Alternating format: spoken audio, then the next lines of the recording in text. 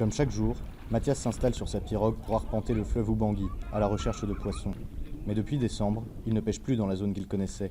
Il a dû fuir, à Bagobolong 2, 300 km en aval du fleuve, pour éviter les harcèlements des Anti-Balaka, une milice de la sous-préfecture de Satéma, dirigée par un certain Joseph Korogo.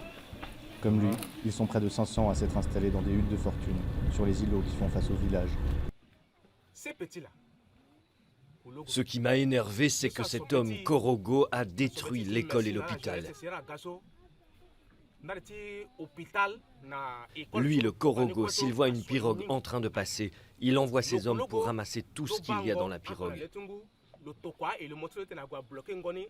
Lui, quand tu passes dans le village, il te prend de force pour te vacciner avec des lames de rasoir. Et si tu refuses, il te brime.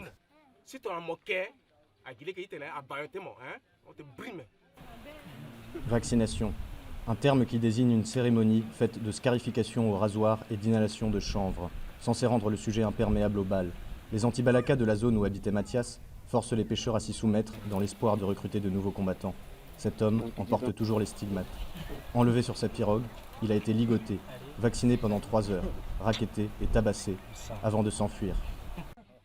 François Kokayeke est le chef du village de Bagobolong 2. Avec son association de pêcheurs, il tente de l'aider, lui et les autres. Il leur a distribué des filets de pêche inutilisés. Mais la cohabitation n'est pas toujours facile. La pêche est devenue moins bonne à cause de l'inflation du nombre de pêcheurs.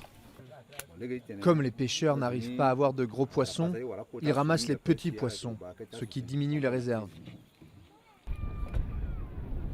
Pour continuer de gagner sa vie, malgré l'épuisement des réserves de poissons, Mathias n'a qu'un recours, lancer son filet, encore et encore, en attendant de pouvoir rentrer chez lui.